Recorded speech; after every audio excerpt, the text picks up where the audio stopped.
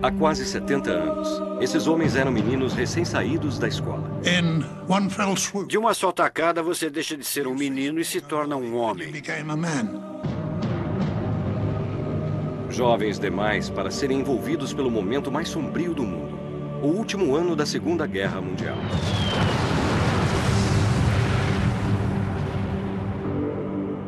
Agora, em idade avançada, esses preciosos poucos sobreviventes estão à nossa volta, ocultos sob nossas vistas. Esta é a última chance de ouvir o que realmente aconteceu. Corpos de alemães, corpos de canadenses, corpos de britânicos. The smell, O cheiro, o fedor. that's war. Isso é a guerra. That's war. Isso é a guerra. Do desembarque nas praias do dia D, a luta na Batalha das Ardenas no inverno congelante e o avanço pela Europa, revelando os verdadeiros horrores da Alemanha nazista. Como os seres humanos podem fazer aquilo a outros seres humanos? Como podem fazer isso? É a história deles nas palavras deles e não aquela escrita por generais e historiadores. After all these years, Após todos esses anos, isso ainda mexe comigo. Se houver filmagens originais, veremos onde eles lutaram. Se os registros não existirem, usaremos bombas reais e armas para ilustrar pelo que os veteranos passaram.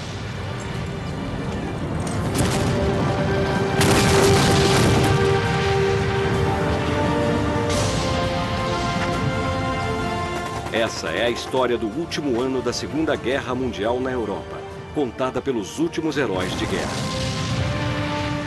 Heróis de guerra.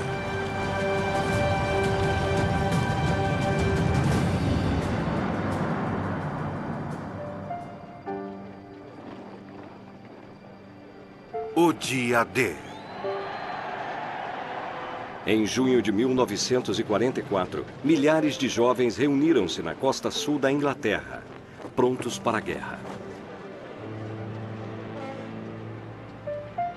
ships Navios por toda parte atrás de nós, aos nossos lados, na nossa frente.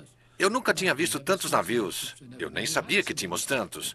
Havia navios de todos os tamanhos. Eu fiquei pasmo e parei ali por uns 20 minutos, meia hora. Um oficial veio falar comigo e eu disse, só estou olhando os navios. E ele disse, bom, melhor preparar seu equipamento. Vamos entrar logo. Era como se um gigante tivesse puxado cordas, com eles todos amarrados. Era uma visão fantástica.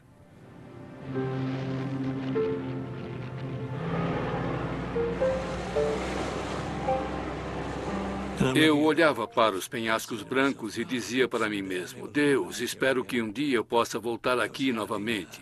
Eu estava feliz, eu me sentia seguro, sentia que Deus estaria comigo e eu iria sobreviver.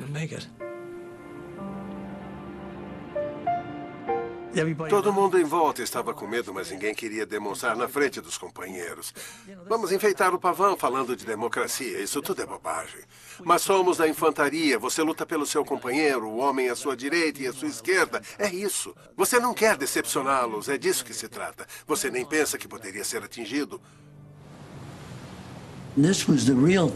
Aquilo era para valer. E havia um sentimento dentro de cada homem, eu acho, de como eu vou me comportar sob o fogo. Eu nunca tinha matado ninguém. Eu nunca tive uma arma quando criança. Eu nunca fui caçar como os sulistas no meu grupo. Então eu não sabia se conseguiria matar um homem. Eu havia me convencido de que não iria voltar.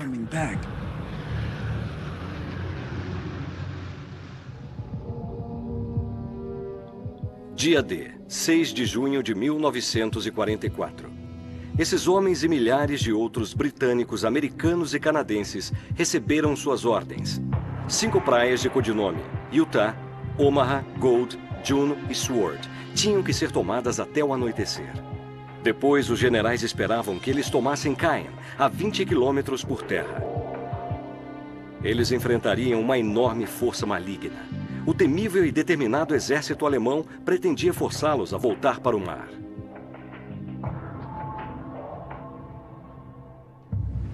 A travessia.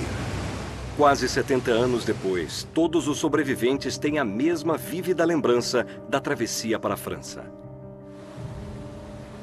O tempo estava ruim e a nossa pequena lancha de desembarque era como uma rolha boiando para todo lado.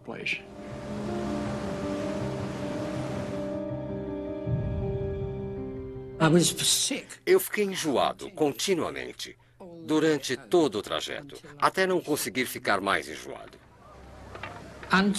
Até recebermos a ordem de ligar os motores e soltar os tanques, meu enjoo marítimo sumiu.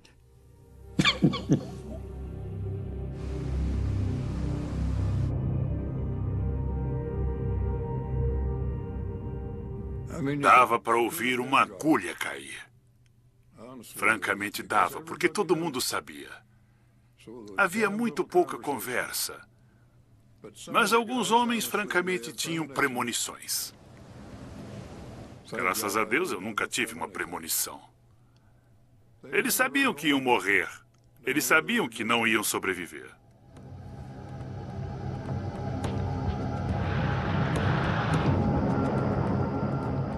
Antes de as tropas desembarcarem, os planos dos aliados eram reduzir a resistência das defesas germânicas com bombardeio aéreo e depois naval. Os primeiros disparos. Um estudante de medicina de 19 anos de Nova York, Hal Baumgarten, foi espremido dentro de um barco. Ele se lembra de ouvir o começo de tudo.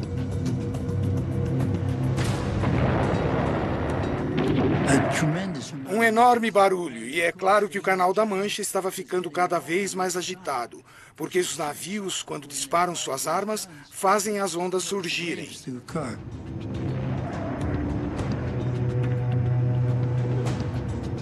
Tinha armas de 16 polegadas atirando projéteis desse tamanho. E eles passavam pela cabeça como um trem expresso. O som era igual ao de um trem passando pela sua cabeça.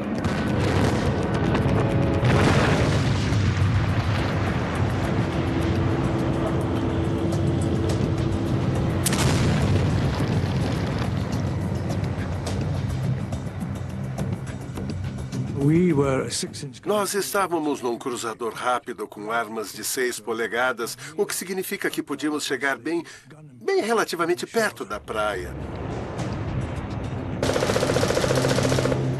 Nosso alvo era a artilharia posicionada na praia. E o que aconteceu foi que um dos nossos projéteis passou pela escotilha, não acertou o concreto, foi direto para dentro.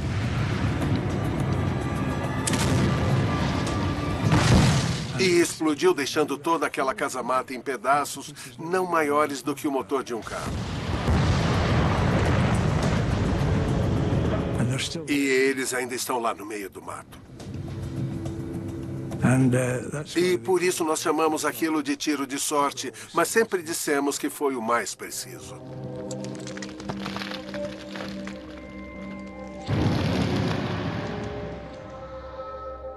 Aproximando-se da Praia Juno, aos 18 anos, George Dangerfield lembra dos primeiros tiros inimigos, revidando a ofensiva da força aliada de invasão. Quando nós fomos para a praia, a artilharia inimiga estava atirando contra nós e os tiros passavam sobre nossas cabeças. O barulho era simplesmente horrível. Era um inferno para todo mundo. Era uma coisa que nenhum de nós foi treinado para enfrentar. Era uma coisa que você aceitava rapidamente porque tinha um trabalho a fazer.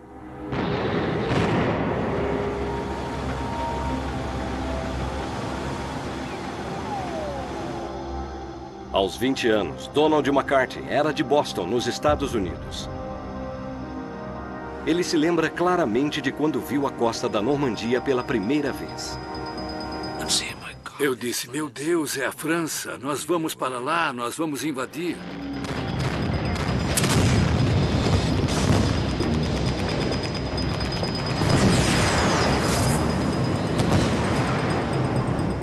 De repente começaram a disparar os foguetes e os couraçados a bombardear. E eu disse, meu Deus, o que está acontecendo? Isso é incrível, pessoal. Eu pedi a Deus para viver o bastante para me lembrar daquilo e poder contar para todo mundo. Era incrível, era uma cacofonia de que eu nunca vou me esquecer.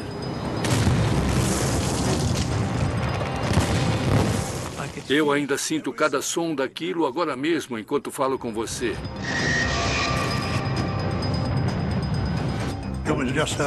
Era uma bagunça, fumaça, terra, barulho. Mais barulho do que se pode imaginar. Nem as histórias que nossos pais contavam da Primeira Guerra Mundial, eu acho que podem ser comparadas com o barulho que ouvimos.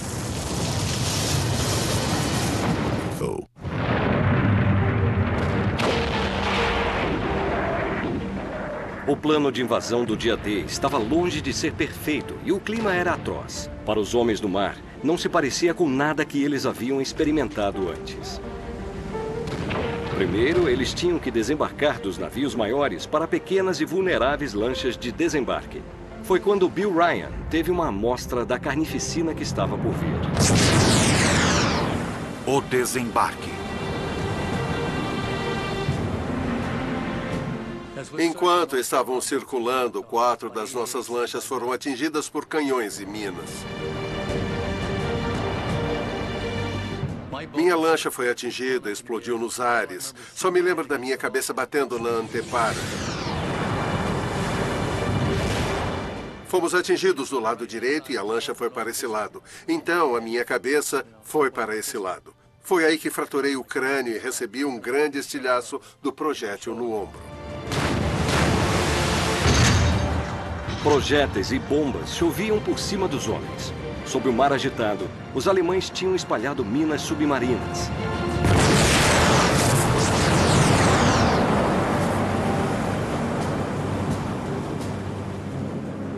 Como numa piscina gigante, raias eram traçadas no mar onde a passagem havia sido liberada para as lanchas de desembarque atravessarem.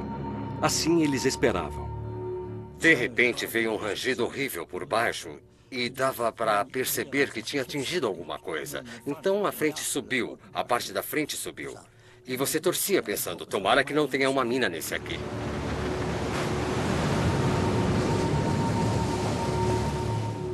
Um menino de fazenda de 28 anos de Ontário, no Canadá, Alex Adair, foi um dos milhares a se dirigir à Praia Júnior. Minha lancha bateu num obstáculo na água.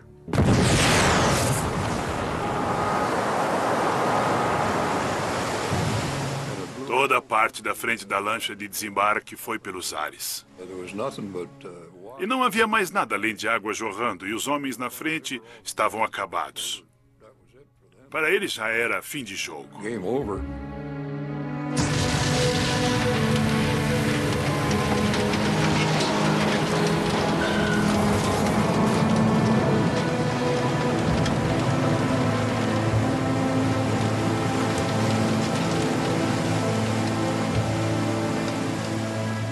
Os companheiros mais próximos de Hal Baumgarten tiveram o mesmo destino quando se aproximaram da praia Omar. Enquanto a minha pequena lancha se aproximava, a lancha à minha esquerda, da companhia B, atingiu uma mina e explodiu. E nós tomamos um banho de madeira, metal, partes de corpos e sangue. Essas foram as minhas boas-vindas da França.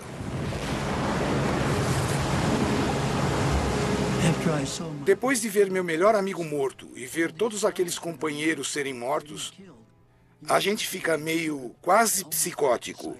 A gente quer matar.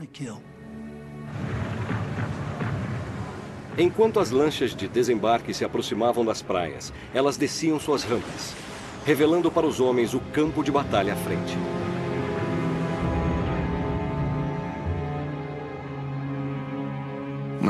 Quando a rampa desceu, ela quase caiu sobre um soldado morto. Eu percebi que tinha alguma coisa, algo estava errado, não parecia natural. E de repente, eu me dei conta de que ele não tinha cabeça. Tinha apenas um pedaço de osso saliente aqui atrás.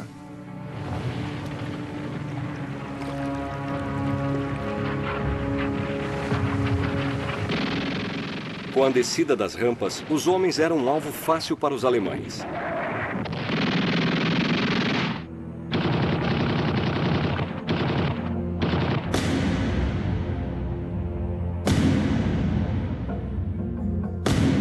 Muitos foram derrubados antes de conseguirem chegar à praia. 6:30 da manhã. Outros tentavam desesperadamente nadar, pressionados para baixo pelo equipamento. Esses homens desceram da rampa, foram direto para o fundo e muitos se afogaram.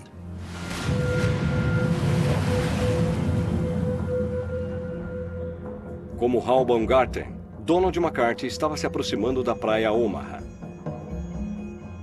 preparando-se para pular na água. Este é o meu capacete. É uma coisa que tenho que ter comigo todo o tempo. Estava preso no queixo quando saí pelo lado da lancha. Eu entrei de cabeça primeiro. O ar acumulado no meu capacete me puxou de volta para a superfície. E foi aí que eu pensei, estou de pé. Eu peguei meu cinto, me livrei de tudo, da minha pequena jaqueta da 29ª Divisão e pronto. A jaqueta de combate se foi, o rifle se foi, minha câmera se foi. E eu disse, rapaz, meu pai vai me matar porque eu perdi a câmera. Na Praia Gold, centenas de homens tentavam nadar desesperadamente até a praia. Todos nós tínhamos Mae Westes. Sabe o que é um Mae West? O Mae West é um colete inflável. A Mae West tem Ela era uma atriz famosa na época, fartamente dotada de equipamentos femininos. Quando você nadava com ele, ele mantinha você fora da água. Caso contrário, eu não chegaria na praia porque eu não sou um nadador muito bom.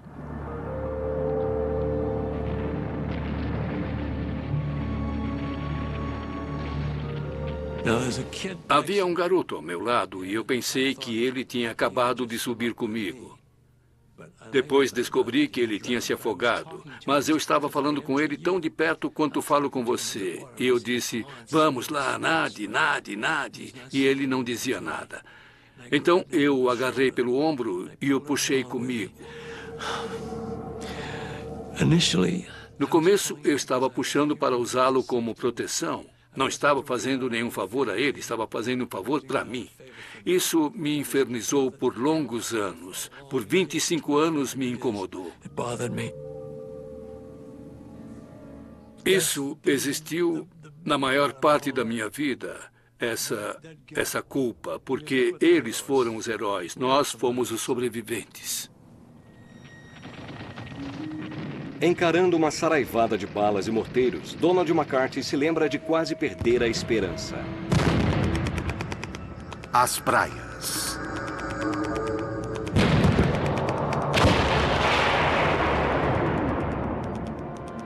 Quando a fumaça subiu, esse foi o milagre. Acho que Deus tinha planos para mim. Usando a fumaça como cobertura, Don e os demais de sua unidade em Omaha correram para a praia.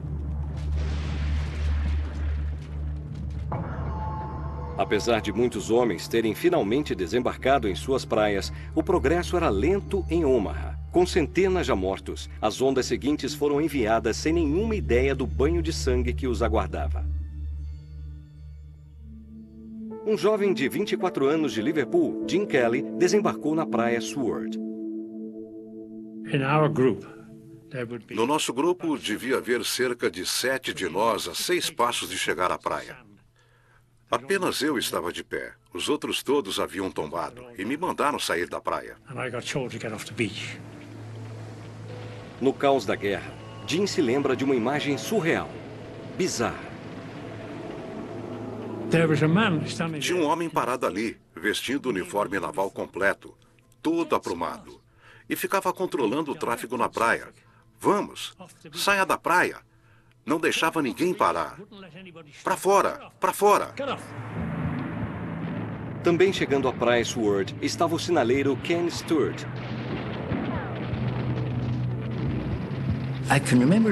Eu me lembro de um comandante de desembarque. Ele era oficial da Marinha, eu acho. E tinha, entre tantas coisas, um bulldog numa guia. Isso me fez pensar em Churchill. E, claro, ele estava gritando alto, saia da praia! As instruções dele, é claro, como comandante de desembarque, eram para esvaziar a praia e levar o pessoal para o quebra-mar, porque os alemães controlavam aquela linha de tiro. As areias adiante também eram mortais. Estavam recheadas de minas. As minas.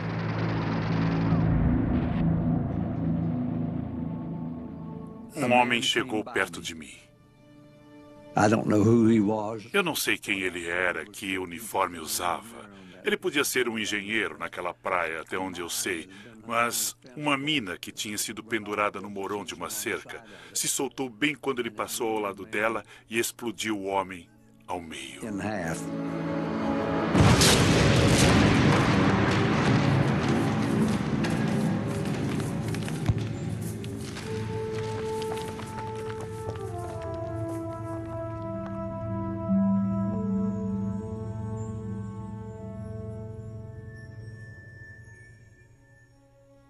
O atendente de enfermaria recém-treinado George Dangerfield nunca se esquecerá dos padioleiros trazendo os primeiros feridos.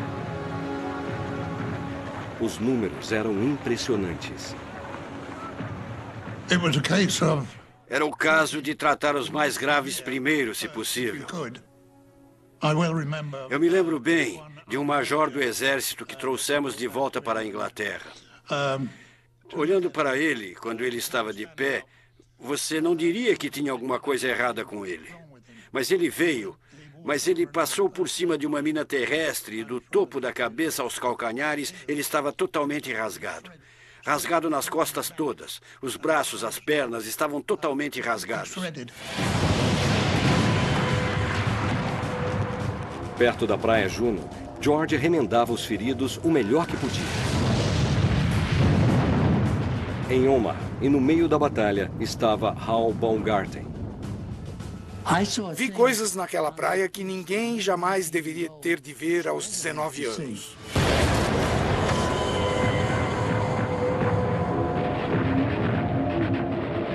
Vi homens com suas vísceras expostas gritando: mamãe, mãe, médico. Era uma visão horrível, partes de corpos espalhadas na praia, pernas, braços, cabeças, mas nós continuávamos avançando.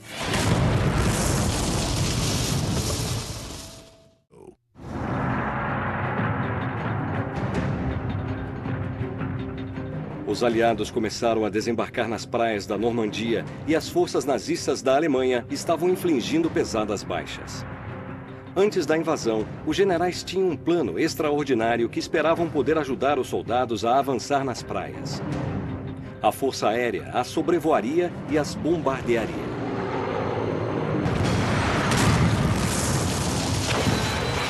A tomada. A ideia era que a Força Aérea deveria bombardear a praia para termos trincheiras para entrar. Quando eles chegaram, as lanchas de desembarque estavam chegando. Então eles não quiseram jogar as bombas por medo de nos atingir e lançaram as bombas a 5 quilômetros terra dentro. E não me importo em dizer que a precisão de bombardeio da Força Aérea na Segunda Guerra Mundial era balela. Donald MacArthur também se sentiu desapontado. No caso dele, com a Marinha Americana. Essa foi a única coisa que nos prometeram. Não se preocupem, rapazes, a Marinha vai cuidar de vocês. Eles vão cavar todo tipo de buraco para vocês. Não precisam se preocupar. Vai haver muitos lugares para se esconder. Eu pensei comigo, não parece bem assim. Os homens tiveram que cavar, sendo bombardeados o tempo todo e sob o fogo das metralhadoras. Havia 3 rapazes cavando uma trincheira na praia. E com o fogo das metralhadoras, um rapaz foi atingido e ficou olhando para o braço que estava sendo feito aos pedaços.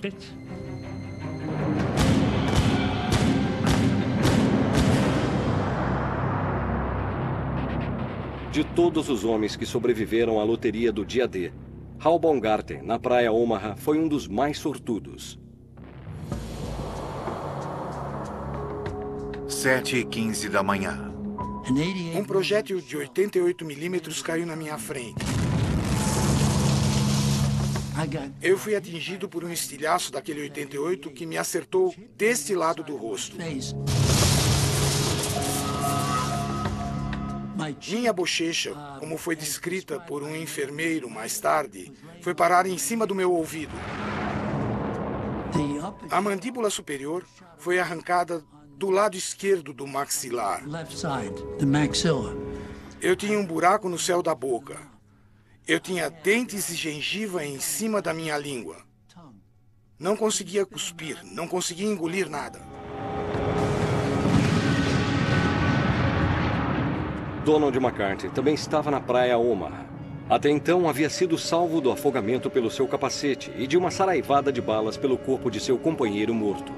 Outra bomba explodiu e tanto o médico quanto eu fomos atingidos. Ele nas costas e eu na perna esquerda. Eu estava caído e dizia, eu tenho alguns problemas também. E 2 médicos me puxaram. Puxaram um garoto que tinha sido baleado gravemente. Nos puxaram para a cratera e nós ficamos escondidos.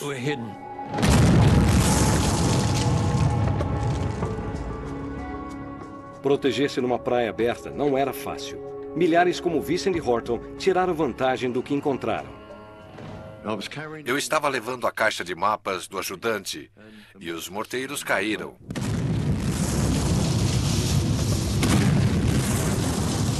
E eu mergulhei numa cratera. Uma bomba ou um projétil explodiu um pouco o quebra-mar. Eu mergulhei ali.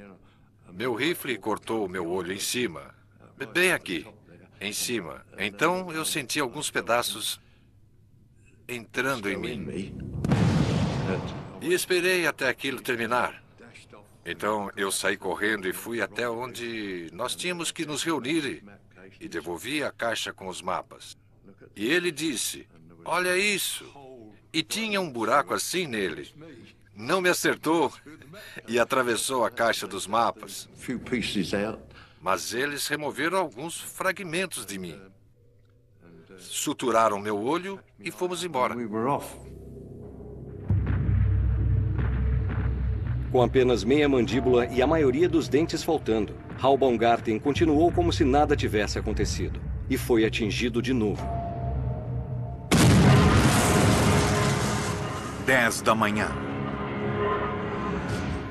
Nessa hora, um morteiro explodiu e eu levei 3 estilhaços no meu capacete, no meu escalpo. E toquei neles com 3 dedos. Eles voltaram com sangue. O sangue escorreu sobre meu ouvido e por trás do meu pescoço. Alguns homens na unidade de Hall, com lança-chamas, tentaram tomar as casamatas e abrigos alemães. Hal assistiu horrorizado quando os alemães rapidamente os atacaram. Os lança-chamas foram atingidos. Seus tanques de combustível foram atingidos. E os homens foram cremados. Eu podia sentir o cheiro da carne.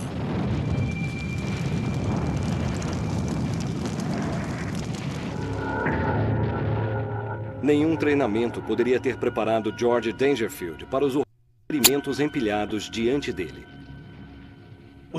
Nós estávamos tentando manter vivas essas pessoas que tinham sido levadas para nós e que estavam feridas e machucadas. Ferimentos de estilhaços podem ser muito, muito feios. Podem arrancar um membro ou arrancar grandes pedaços de tecido muscular, coisas assim, e deixar grandes buracos no corpo.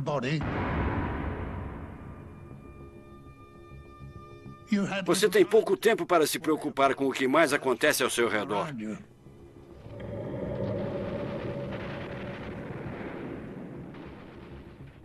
Uma das lembranças mais vívidas que eu tenho é de ver um soldado canadense que tinha sido atingido no rosto e a maior parte do rosto explodiu.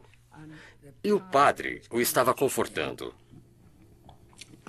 O padre estava bem perto. E o rapaz queria um cigarro. Não havia onde colocá-lo.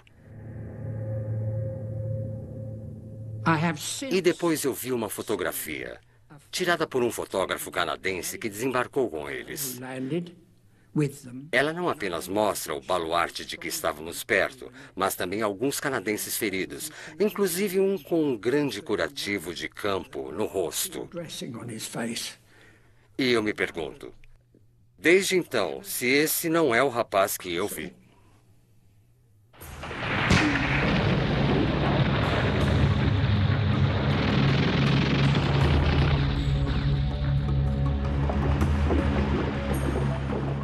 Naquele dia, os generais aliados esperavam capturar a cidade de Caen, a 20 quilômetros de distância antes da noite cair. Era o começo da tarde e os homens estavam lutando. 2 da tarde. Donald McCarthy foi um dos milhares de feridos na praia Omaha. Apesar de seus ferimentos por estilhaços de morteiro, ele se lembra de observar o caos se desenrolar diante de seus olhos. Eu vi a praia devastada. Assisti todo o show.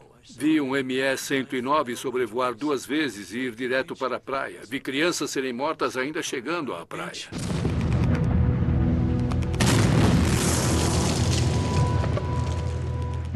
Contra todas as chances, Bill Ryan chega ao topo da praia Omaha. Ele se lembra de se virar para olhar a devastação atrás de si.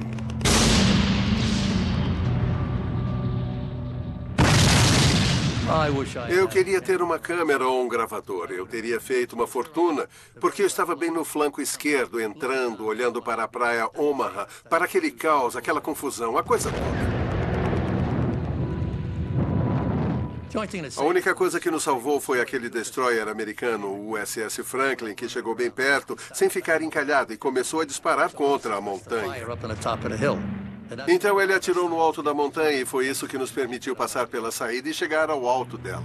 À frente das tropas, ainda há outro obstáculo. Era uma coisa para a qual os generais haviam equipado os homens. Assim que você chega à montanha, subindo, há arame farpado e campos minados, e os engenheiros limparam a área com torpedos Bangalore.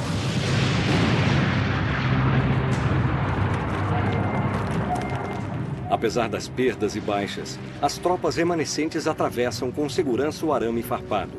Estavam perto das forças germânicas. Alguns estavam feridos, mas continuaram heroicamente. 5 da tarde. Hal Balgarten rastejou para fora da praia Omaha, presumindo que não sobreviveria aquele dia. Ele havia perdido metade da mandíbula, a maior parte dos dentes, e 3 estilhaços estavam encravados em sua cabeça. Era um milagre ainda estar vivo. Então, mais notícias ruins. Enquanto rastejava, eu devo ter disparado aquela mina. Parecia que uma pedra tinha acertado meu pé esquerdo. Olhei para baixo e vi um buraco no meu pé esquerdo, na perneira. Nós usávamos perneiras. Então, eu estava muito bem de bandagens. Eu tirei o sapato e, como você derramaria a água de um vaso, eu derramei o sangue do meu sapato. Tirei a meia. Fiz uma bela bandagem. Pólvora e uma bela bandagem. Mas nessa hora, as bombas estavam caindo. Então eu calcei o sapato e caminhei para a linha de proteção. As casamatas. Vastas fortalezas, uma variedade de casamatas de concreto, estações de rádio e abrigos no alto das praias eram as últimas, mas as mais inexpugnáveis defesas que as tropas ainda tinham que enfrentar. 6:30 da noite. Charles Scott Brown sabia exatamente o que fazer. O que você faz é continuar movendo e depois tenta colocar de modo que a arma está aqui e você coloca um homem embaixo. Você joga pela escotilha, se for um detonador de 3 segundos, é só soltar a alavanca. Dá para ver a fumaça. Depois você conta 1, 2, 3 e solta.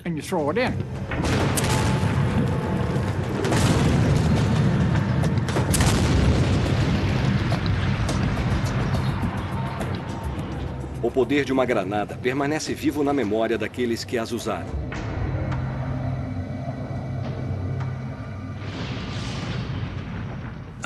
Eu olhei lá dentro e havia 2 homens lá. O que restava deles? De um deles não restava mais nada da cintura para baixo. As pernas dele estavam lá e o resto do corpo tinha sumido. E o outro estava quase do mesmo jeito. E havia soldados mortos caídos em volta daquela arma.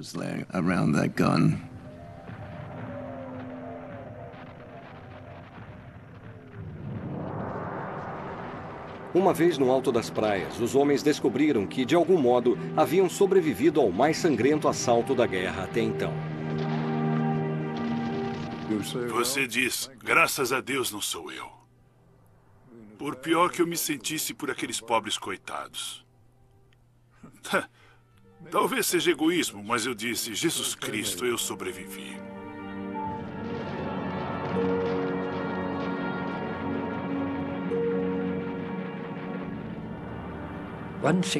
Uma coisa que não dá para mostrar é o cheiro da batalha, é o cheiro da morte. É uma coisa que você não pode transmitir. É uma coisa perversa.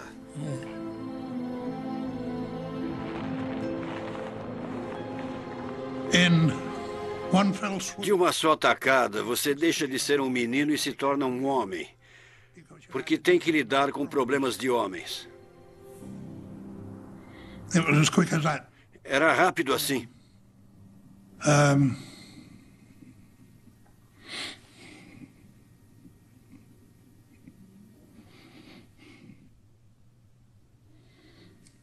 Depois de todos esses anos, isso ainda mexe comigo.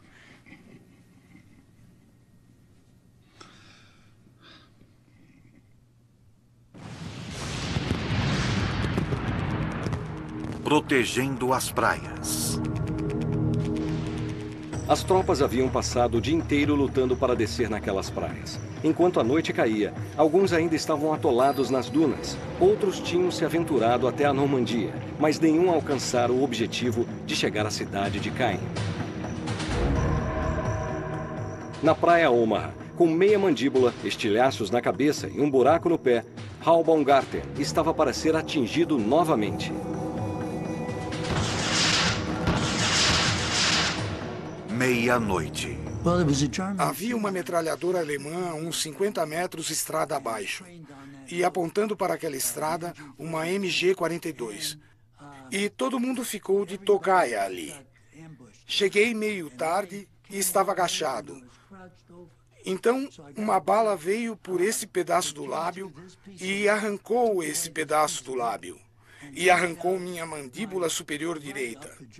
Mais dentes e gengiva na minha língua. Então, ali, caí em cima daqueles caras que não importavam mais, porque estavam quase mortos.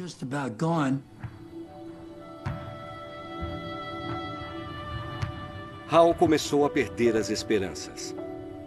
Então usei minha última morfina e a lua no dia D era a lua mais brilhante que eu tinha visto na vida. Eu estava deitado com 6 soldados mortos numa vala.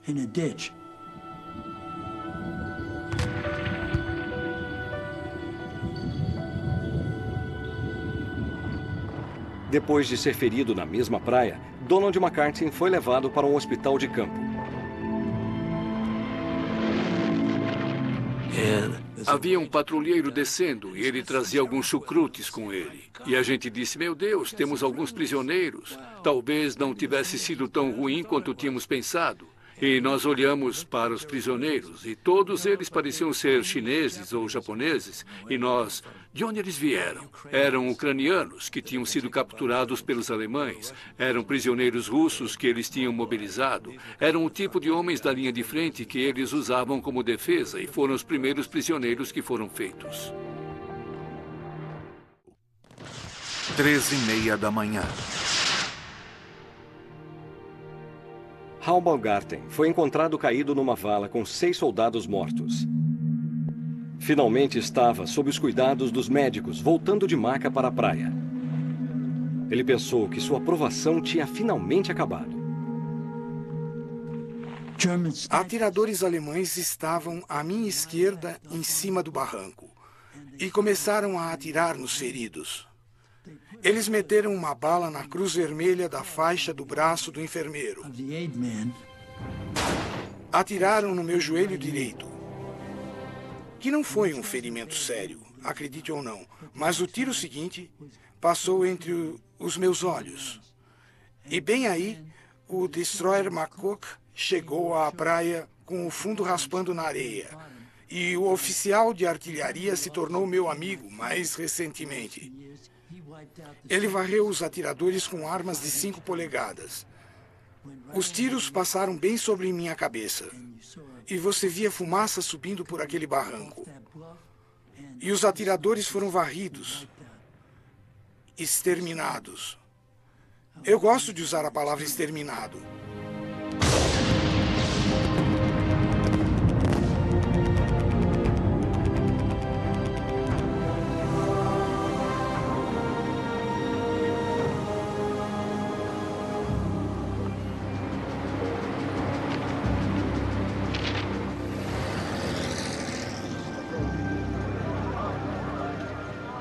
Aquele foi o dia D. Dia da invasão. Orações. No dia seguinte, os homens olharam de volta para as praias que haviam defendido, agora cheias de mortos, feridos e agonizantes. Eles sabiam que nem tudo tinha acontecido de acordo com os planos dos generais.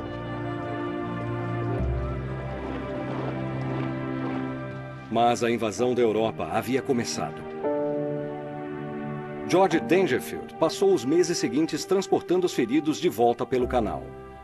Eu só fiz o que esperavam que eu fizesse.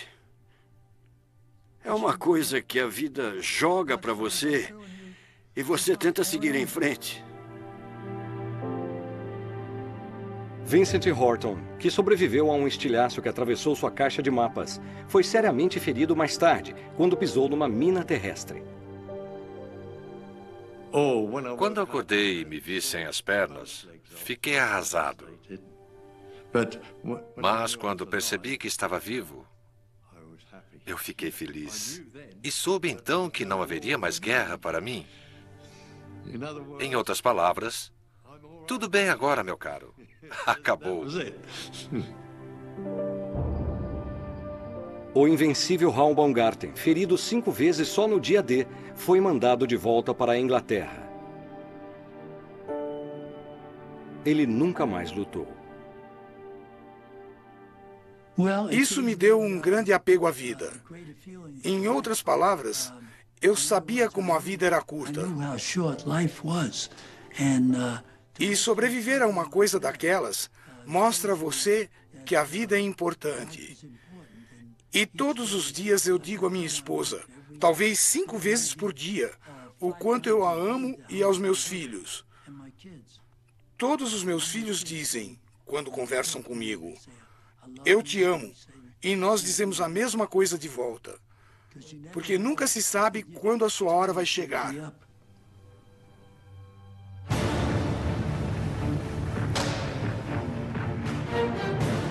O restante dos homens, incluindo os feridos, avançaram na Normandia, deixando as praias para trás.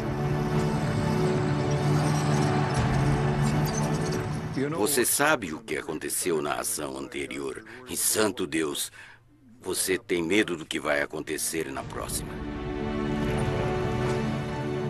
Os aliados não tinham conseguido capturar Caen. Os generais insistiram que aquele ainda era o objetivo. No próximo capítulo, nossos veteranos terão que lutar pelas traiçoeiras cercas vivas da Normandia. Era o pior país do mundo para se lutar. Dominar os aparentemente indestrutíveis tanques Tiger da Alemanha. Mas então, pela fumaça adiante, de repente eu vi aquele tanque enorme se aproximando. E eu dei ordem para o atirador atirar para tentar acertar o Tiger. Bam! Depois bombardear as cidades francesas e lutar homem a homem contra os soldados mais temidos de Hitler. Corpos alemães, corpos canadenses, corpos britânicos. Isto é a guerra. Uma das batalhas mais difíceis na França foi a Batalha de Caen. Versão Marshmallow São Paulo.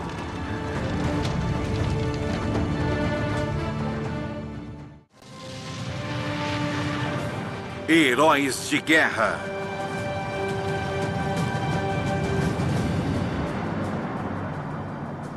A Batalha de Caen.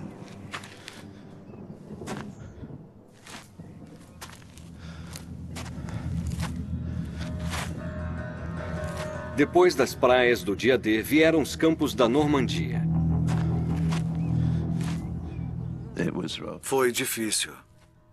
Porque eles podiam nos ver e nós não podíamos vê-los.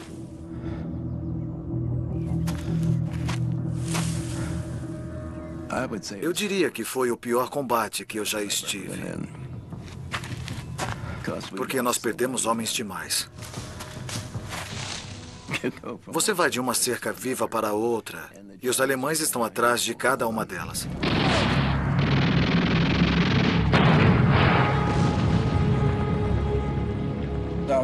O líder assistente do pelotão, o tenente Erwin, levantou para olhar por um buraco na cerca viva à frente dele. E uma arma alemã estava apontada para ele. Atiraram bem na cabeça dele.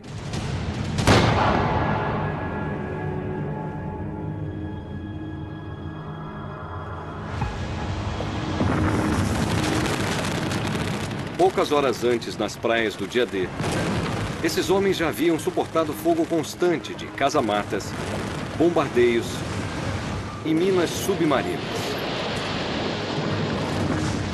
Eles viram incontáveis amigos morrerem. Agora estavam entrando em uma nova fase da batalha. As tropas aliadas receberam ordens do general Montgomery de avançar pela Normandia e tomar a cidade de Caen.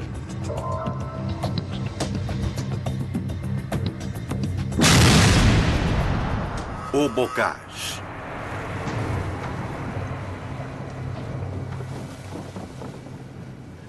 Os alemães estavam entrincheirados, ocultos por um labirinto de altas cercas vivas, campos e estradas de terra, conhecido localmente como o Bocage. Para chegar a Caen, os aliados teriam que avançar pelo que parecia ser uma bela região rural.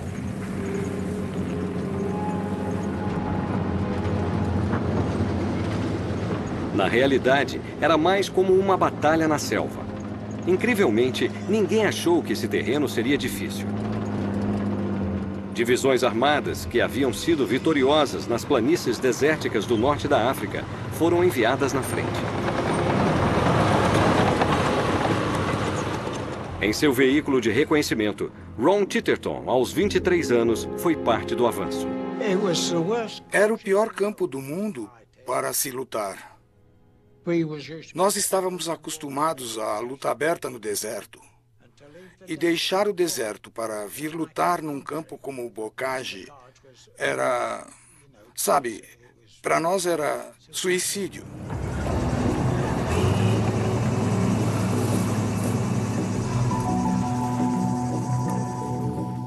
Não longe das praias, Frank Rosier, aos 18 anos, um projetista aprendiz, estava abrindo o caminho a pé. Nós avançamos no interior e, de repente, por cima de nós, os alemães estavam nos bombardeando.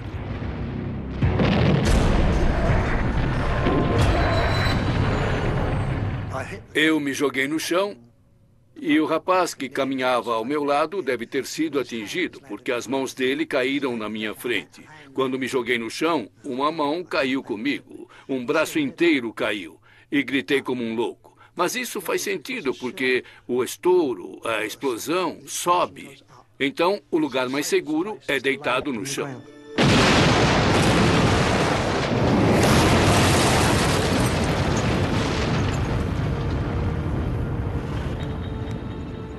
Os campos agora estavam salpicados de jovens lutando pela primeira vez na vida. Entre eles, o filho de 23 anos de um mineiro, Bill Evans. Eu não queria entrar para o exército. Minha mãe não nos deixaria entrar para os escoteiros, porque era regimental. Ela não gostava da ideia. Em junho de 1943, junto com outros jovens de seu vilarejo em Gales do Sul, Bill foi finalmente recrutado. Eu era o Evans 31. Meu amigo era o Jones 36.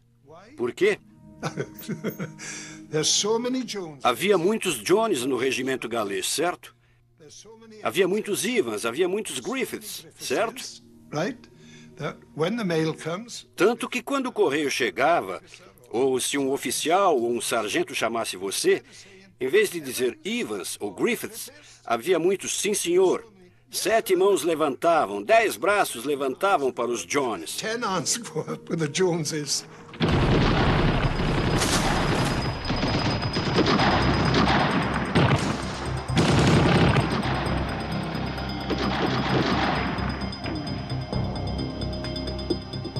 Com 97 anos, Bill Doyle era um sargento de pelotão recém-casado de 29 anos na época. Não distante da praia Omaha, Bill está preso no bocage sob fogo pesado. Nós tivemos que tomar aquelas cercas vivas. Os alemães estavam atirando pelo campo. Nós ficamos lá por 3 dias. Apenas correndo de uma cerca viva para outra. E, francamente, na metade do tempo eu não sabia onde estávamos. Dava para ouvir as balas quando elas passavam e resvalavam numa cerca viva.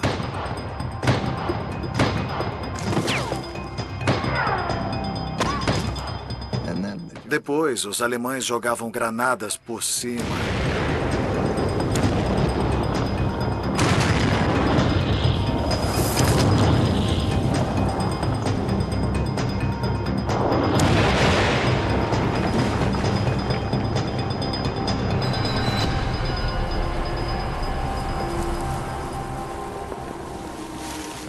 Eu senti medo o tempo todo que fiquei ali.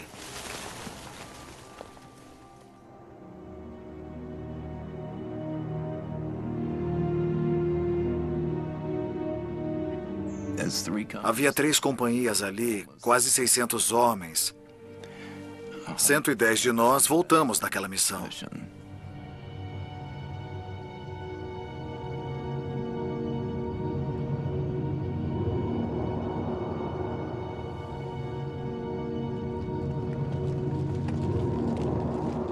Apesar da pesada série de baixas, as tropas receberam ordens para avançar, de vilarejo a vilarejo.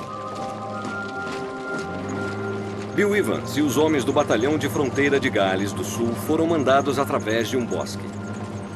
Nós estávamos subindo a estrada e tinha um 88 milímetros atirando bem no ângulo mais baixo.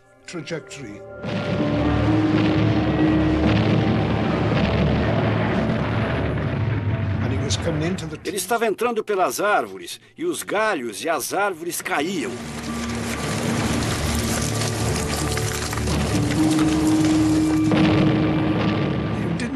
Nós não tínhamos tempo para mergulhar.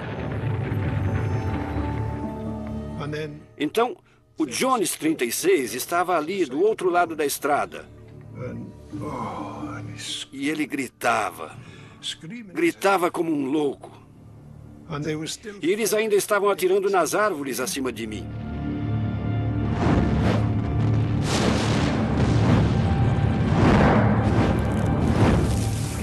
Quando os projéteis alemães explodiam, as próprias árvores tornaram-se armas, estilhaçando lascas mortais em todas as direções.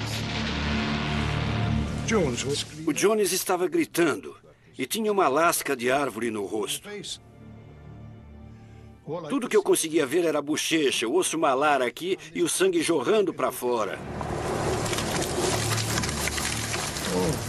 Ah, santo Deus. Eu peguei meu curativo de campo e enfaixei com umas 3 voltas o rosto dele, quando um oficial gritou para mim: Evans, deixe ele para os padioleiros. Vamos, vamos! Era avançar, avançar. Não ligue para isso. Deixe ele para os padioleiros, vamos! E eu o deixei lá, Eu não sabia, não sei que ano foi, não muitos anos atrás, que eu descobri que o Jones 36 morreu, deixado para sangrar até morrer.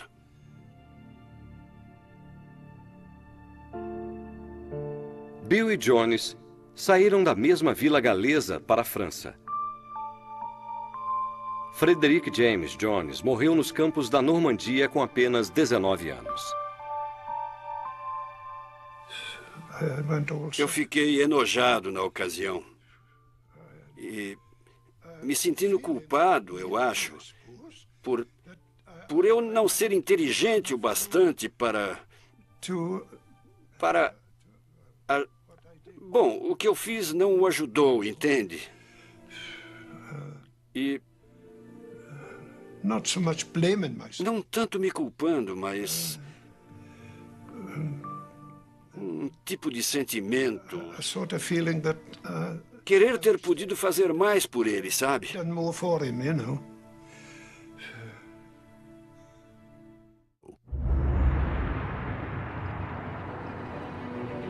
O plano de tomar a cidade de Caen em um dia tinha fracassado. Os generais agora ordenam que as divisões blindadas ataquem os alemães de frente. Batalhas de tanques.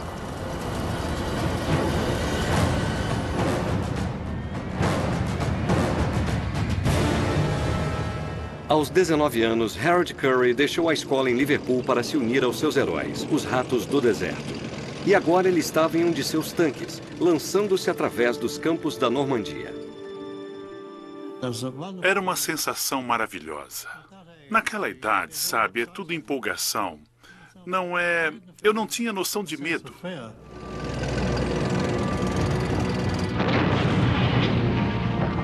Mas então, de repente, vieram as explosões.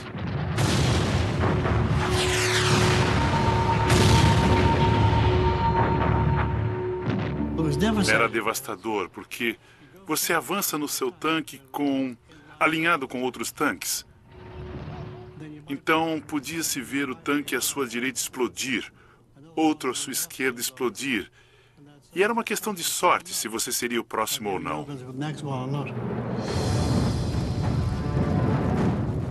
Harold e os outros times estavam começando a descobrir como seus tanques realmente eram vulneráveis.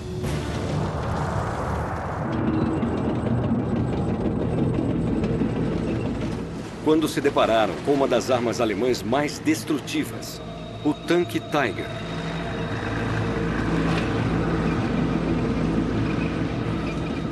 Havia um medo sempre presente. Quer dizer, a palavra Tiger bastava. O canhão de 88 mm do Tiger tinha um grande alcance.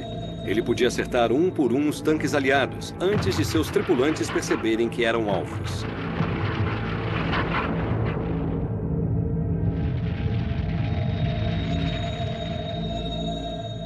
O ex-funcionário da empresa de ônibus de Cardiff, Peter Davis, aos 28 anos, fazia parte das forças que atacavam de frente os alemães em seu tanque Sherman. Estávamos cruzando a estrada, atingimos uma das grandes cercas vivas e ficamos repentinamente sob fogo.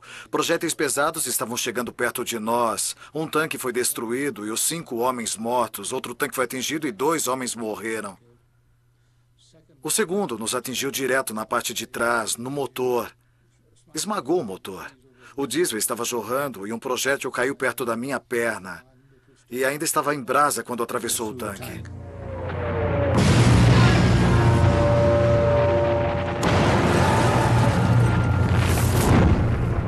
Os projéteis alemães podiam atravessar facilmente um tanque Sherman, incendiando tudo em seu interior.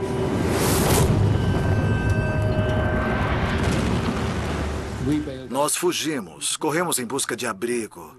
Nós nem chegamos a ver quem estava atirando em nós.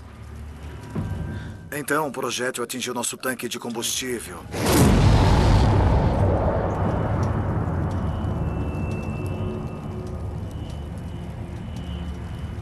Nós fomos neutralizados em questão de 10 minutos, antes de entrarmos em qualquer combate. Eu perdi meu primeiro tanque. Ao longo dos campos da Normandia, o Tiger estava deixando um rastro de tanques aliados em chamas.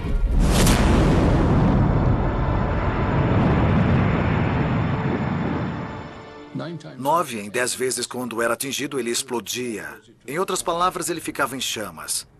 Aquilo era horrível. Muitos homens ficaram presos vivos dentro deles. E muito frequentemente, quando você saía em missão à noite, dava para ver os restos dos tanques que ficaram para trás, ardendo com um brilho vermelho. Às vezes até branco.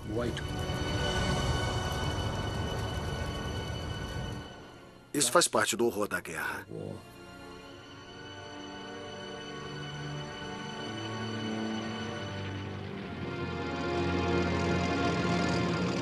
Até agora, Peter e os outros times de tanques tinham vivido com um medo constante de ataque. Eles eram frequentemente lacrados dentro de um espaço de menos de 2 metros quadrados, que se tornava a sala de jantar, a cozinha e o banheiro para os 5 homens no interior. Eles são sua família, de certo modo, porque você olhou para as caras feias deles nos últimos 12 meses ou 3 anos. Você conhece os medos, as preocupações e os problemas que eles têm. Vocês moram juntos, comem juntos, dormem juntos. Morrem juntos, se preciso.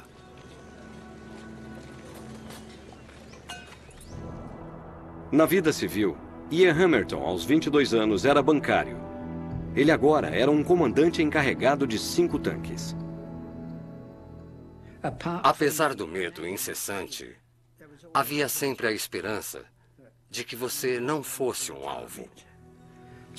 Então, à noite, nós achamos prudente cavar um buraco de uns 30 centímetros ou mais, colocar o encerado do tanque sobre ele, passar o tanque por cima dele e depois colocar nossos cobertores lá embaixo. Então, todo mundo ficava entrincheirado debaixo dos tanques para ter alguma proteção. Nós até conseguimos ouvir as transmissões locais da BBC.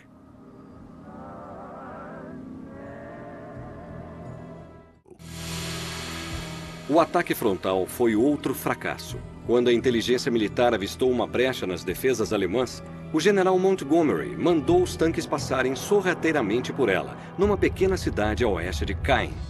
Villers-Bocage.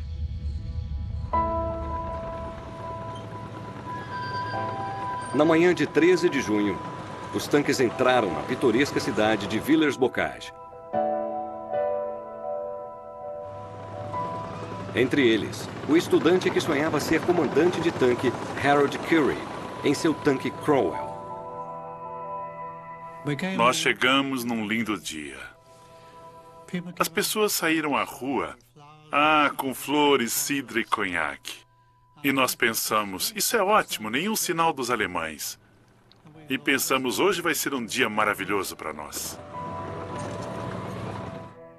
Em seu tanque, não muito atrás de Harold, estava o ex-remador da Universidade de Cambridge, o tenente de 23 anos, John Cloudesley Thompson. Eu estava ocupado olhando o mapa, tentando entender o que estava acontecendo. E então, de repente, o tanque na minha frente explodiu em chamas.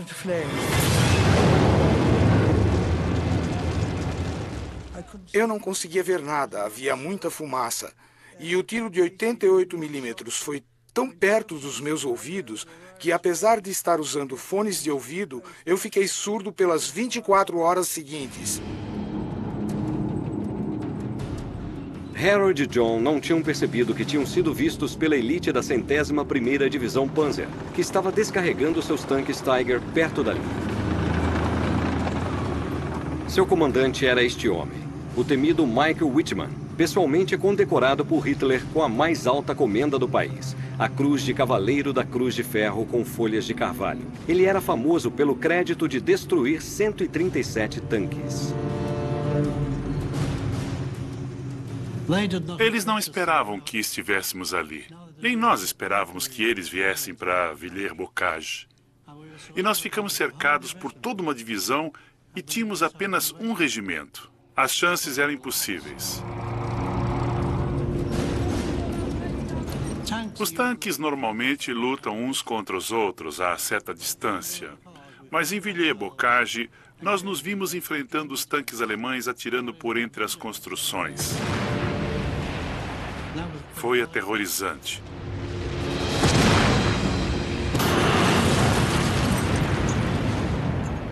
As explosões aconteciam por toda a cidade. Você via tanques sendo explodidos e aí você pensava, bom, o próximo posso ser eu. Mas você tinha que tirar isso da cabeça porque é assim que a vida é.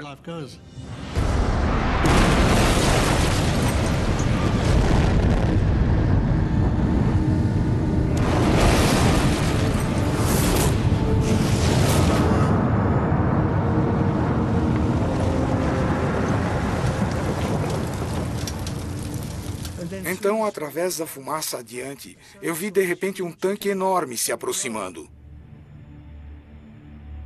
John Cloudesley Thompson não fazia ideia de que seu tanque estava cara a cara com o Tiger de Michael Whitman. Você dava as ordens para os canhoneiros atirarem para tentarem acertar o Tiger.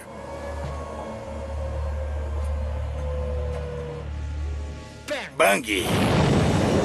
Mas muito por cima do tanque Tiger. Não teria feito nenhuma diferença se tivéssemos acertado, porque alguns dos outros tanques tinham acertado e as balas ricochetearam. Não fazia nenhuma diferença. Os canhões aliados simplesmente não eram poderosos o bastante para perfurar a blindagem do Tiger. Os tanques alemães eram mais bem projetados. Não acho que quem projetou nossos tanques tenha estado numa batalha de tanques ou sequer visto uma. Vi aquele tanque virar o canhão de 88 milímetros desse jeito e bam! O tiro veio. E eu estava de pé na torre, olhando pelo periscópio. E me abaixei e senti um formigamento entre minhas pernas. Pensei, ainda bem que minhas pernas estavam abertas, porque eu sabia que o tiro devia ter passado no meio e parado no motor.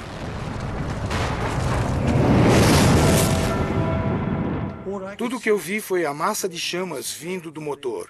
Então eu disse, debandar. A tripulação debandou. Minha tripulação disse, John, se abaixa. Então eu me abaixei atrás de um pé de groselha. Mas não era o lugar que desce para ficar parado. Os tiros vinham de todos os lados.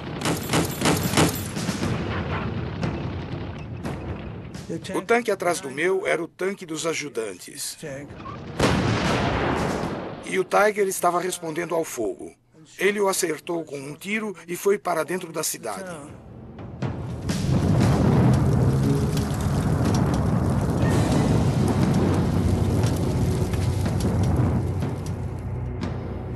Nós chegamos pela manhã, uma bela cidade. Nenhum sinal de destruição em lugar nenhum. Quando saímos, havia tanques por toda a cidade. Construções destruídas. Corpos alinhados na praça.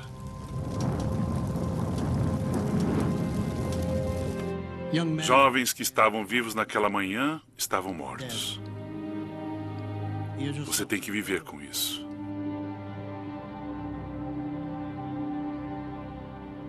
Eu achei que todas as pessoas que conhecia haviam sido mortas em Villers-Bocage. Foi a única vez na minha vida em que fiquei realmente apavorado. Eu achava que era adulto. Era adulto no final daquilo tudo, mas no começo não era.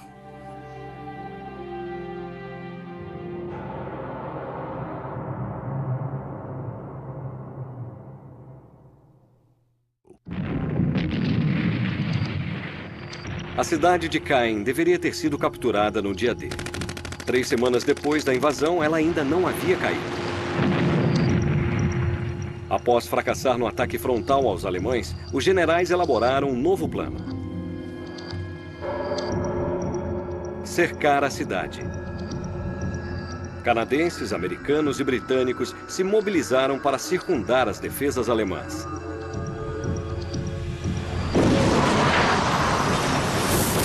Caen, junho de 1944.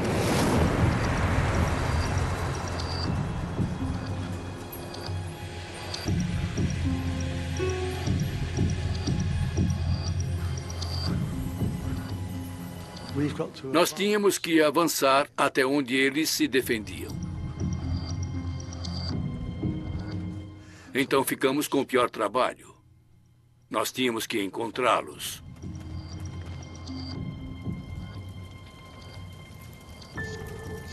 A luta passou das cercas vivas para as ruas. Cozinhas e salas de estar das casas de gente comum tornaram-se campo de batalha. Em vez de lutar pelos campos, para Frank Rosier, o inimigo agora estava atrás de cada porta. Era assustador. E o único jeito de descobrir onde os chucrutes estavam era fazendo-os atirar em você. E rezar para você descobrir de onde eles estavam atirando.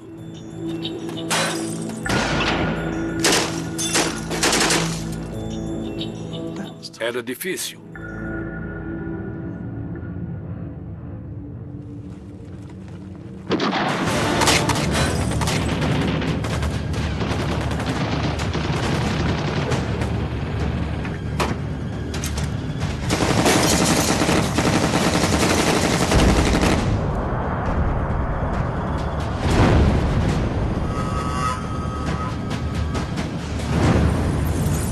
Mas eles tinham o hábito de deixar algumas crianças francesas em volta deles. E você entrava no cômodo e via as crianças. Você para ao ver as crianças ali. E outra coisa, nós geralmente íamos até a janela e jogávamos uma granada.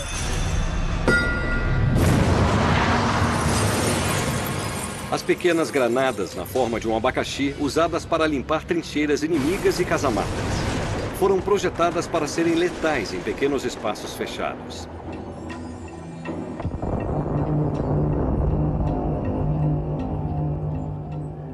Atirar era uma coisa muito espinhosa de se fazer.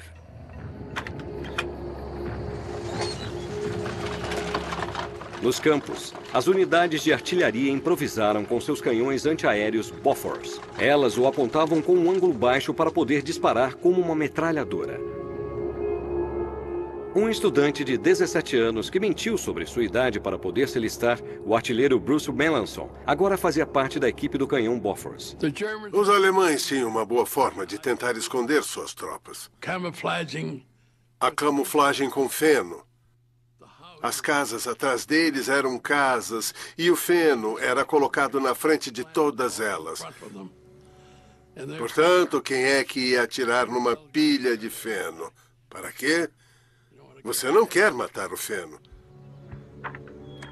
Os canhões Bofors, então, foram uma mão na roda. Porque podíamos atirar naquelas pilhas de feno e, na verdade, passava direto pela pilha de feno na direção da casa.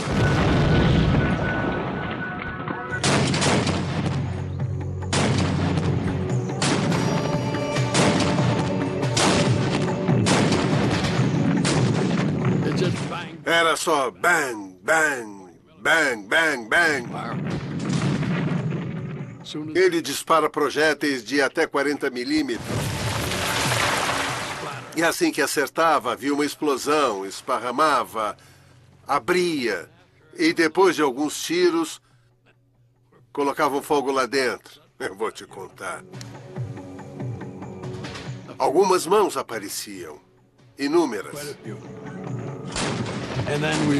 Depois nós usamos aquilo em casas, apartamentos, igrejas, onde quer que os alemães estivessem.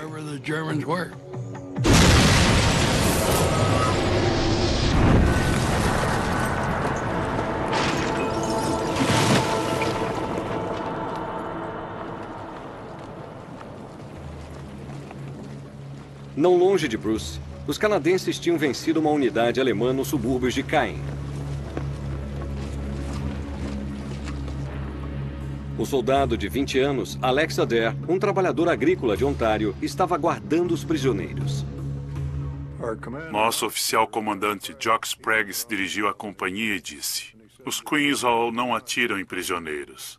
Ah, dissemos, do que ele está falando? Nós não vamos atirar nos prisioneiros. Alex ficou chocado ao descobrir contra quem estivera lutando. Eles eram a 12ª Divisão de Elite Panzer, da SS, a fanática juventude hitlerista, com reputação de matar prisioneiros. Jock Sprague já sabia que atiravam nos prisioneiros. Ele já sabia que eles tinham matado alguns homens da Companhia D. A SS os fez prisioneiros e depois atirou neles. Eu ainda estou zangado com isso. Eu ainda acho que eles não lutaram limpo. Muitos da SS eram apenas estudantes, alguns com 13 anos de idade. Em vez de tabaco nos bolsos, eles descobriram que os meninos foram equipados com doces.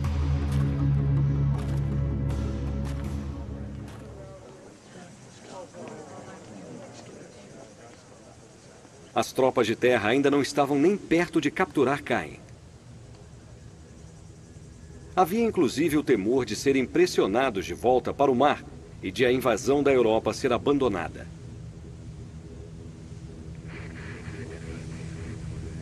Então, os comandantes aliados tomaram uma decisão importante.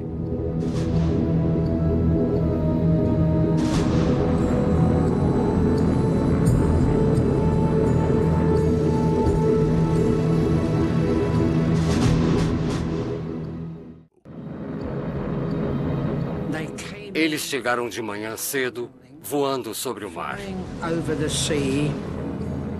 Era a visão mais impressionante, porque todos iam exatamente na mesma direção. Para nós.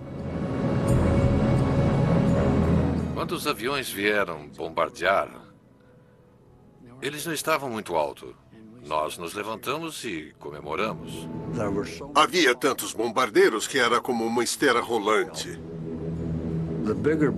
Os bombardeiros maiores estavam numa formação de 12 bombardeiros lado a lado, e de onde você poderia ver daqui diretamente acima, até onde eu podia ver com meus binóculos, só bombardeiros.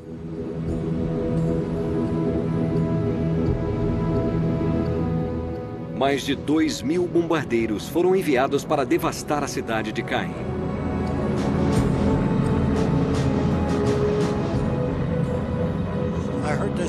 Eu ouvi aquele som, olhei para cima e lá vinham os nossos bombardeiros. Eu pensei, caramba, mostrem para eles. Eu só tirei o capacete, acenei e gritei, vão pegá-los, rapazes! O que eu vi em seguida foram as bombas. As portas estavam abrindo e aquelas coisas vinham apitando para baixo. Eu corri para um pequeno buraco no chão, mergulhei lá dentro depressa.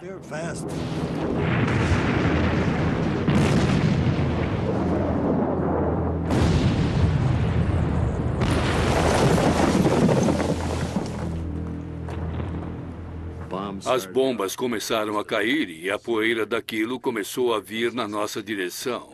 Eu disse, Jesus, essas bombas estão vindo na nossa direção? E havia um tanque Sherman bem na minha frente. Eu pulei debaixo do tanque.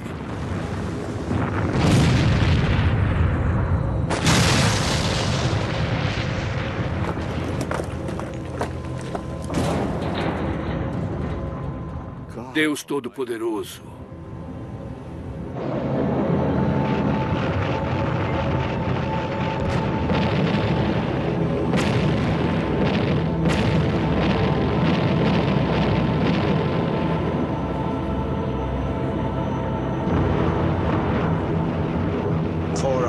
Quatro deles jogaram as bombas em nós. Eles disseram que o campo em que nós estávamos era exatamente do mesmo formato do campo mais adiante onde eles iam jogar. E foi isso que causou a confusão.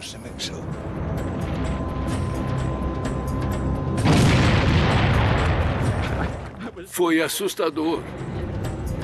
Minhas mãos entraram na terra e era uma plantação de batatas. Eu não sei quantas batatas comi, mas por Deus, eu estava comendo batatas. Eu estava com muito medo, sabe? Em terra, nenhum lugar era seguro. Sobreviver ao bombardeio era apenas uma questão de sorte.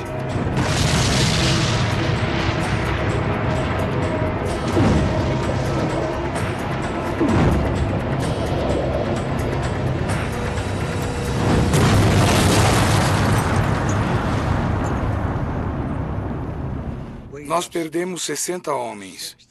Acho que os canadenses perderam 600.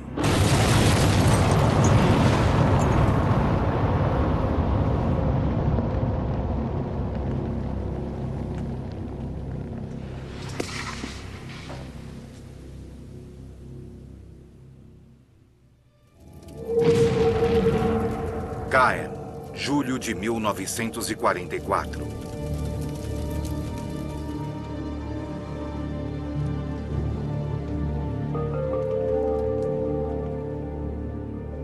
Uma das mais intensivas campanhas de bombardeio da história estava acabada. A bela cidade medieval de Caen estava em ruínas.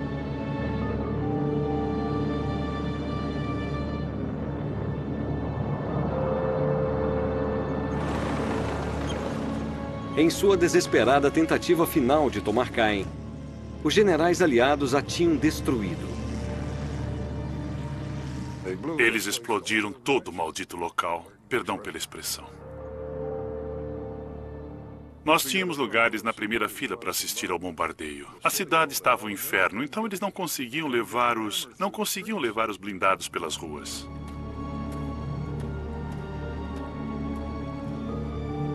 Nós sempre indagamos por que bombardeamos tão pesadamente. Porque quando você bombardeia um lugar, isso cria um ótimo esconderijo para a infantaria e deixava nosso trabalho muito pior. Logo estava lutando de casa em casa, depois nos escombros. Nós não éramos esclarecidos o bastante para saber que o bombardeio, na verdade, serviu aos alemães. É mais fácil defender uma cidade em ruínas do que uma cidade normal. Porque os escombros lhe dão uma cobertura fantástica. Os alemães disseram ótimo. Monte disse, devia ter sido capturada no dia D. Louco.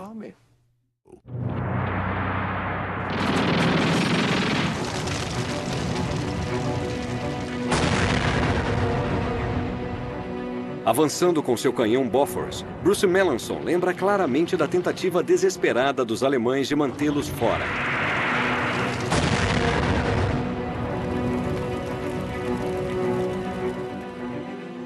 Foi assustador. Não houve nenhum momento em Caen em que você não estivesse com os nervos à flor da pele, ou sob bombardeio pesado, sob artilharia pesada, tudo pesado. Foi uma luta constante.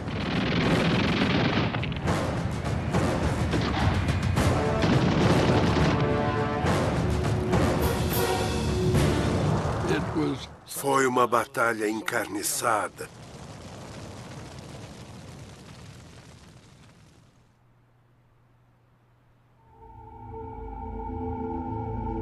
Bruce e as demais forças de terra levaram 2 dias lutando intensamente para finalmente tomar Caen. Em 21 de julho de 1944, as últimas defesas alemãs tinham deixado a cidade. Mais de 70 anos depois, as lembranças não são de vitória e celebração. Foi triste, para dizer o mínimo. Você sabia que havia pessoas ali. Foi totalmente desnecessário.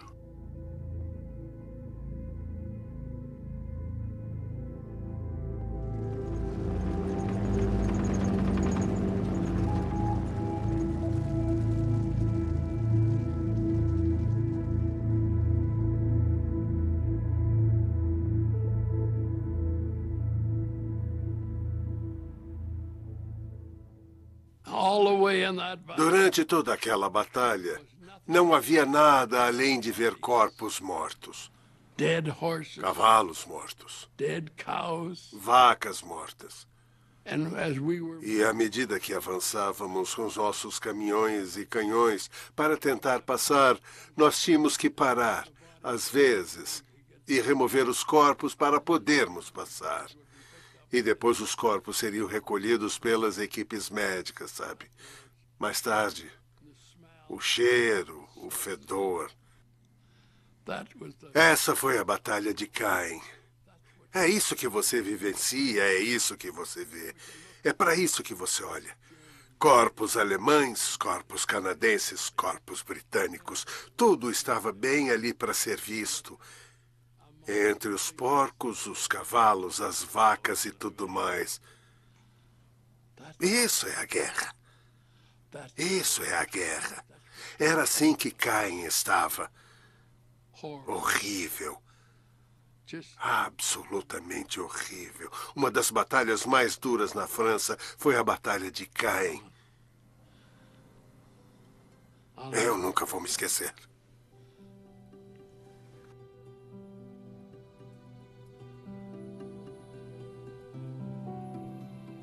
Após tudo por que haviam passado, os homens haviam finalmente capturado o prêmio dos generais.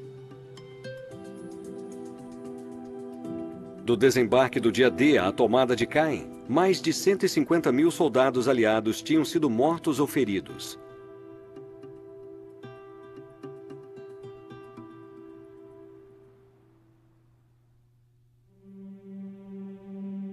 Tendo sobrevivido à Batalha de Villers-Bocage, John Cloudesley Thompson continuou em um novo tanque, até ser mandado para casa devido a ferimentos.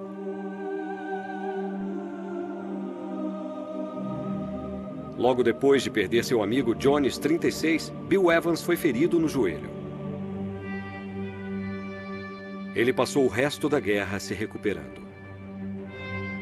Após o bombardeio de Caen, o artilheiro Bruce Melanson e seus canhões Bofors continuaram pela França. No capítulo seguinte de sua história, os aliados achavam que o pior havia passado. Nenhum deles esperava que o exército alemão se reagrupasse, determinado a expulsá-los da Normandia a qualquer custo. Você está no limite o tempo todo. Assim, você pode ser morto a qualquer hora, qualquer segundo. É simples assim. Adiante, atiradores aguardam em cada vilarejo. Quando você pega um daqueles caras naqueles locais, você cresce. E os aliados vivenciariam uma das batalhas mais sangrentas de toda a guerra, a passagem de Falaise. Eu me sentei no chão e chorei enojado. Eu matei um ser humano.